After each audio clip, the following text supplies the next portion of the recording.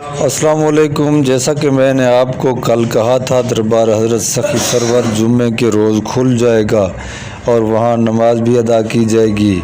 अब जबकि यूँ ही वहाँ रहने वाले आए हुए ज़ायरीन ने सुना कि दरबार खुल रहा है तो उनकी खुशी दीदनी थी और वो खुशी से झूम उठे।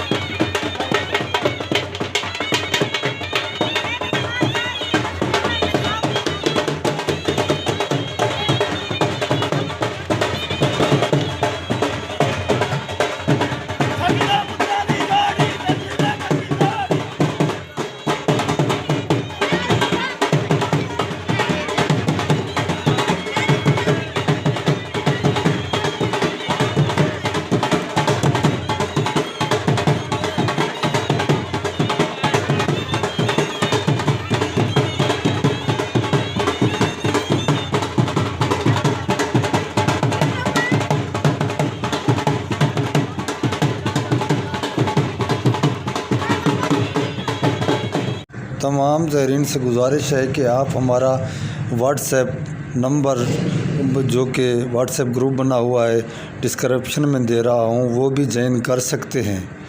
शुक्रिया।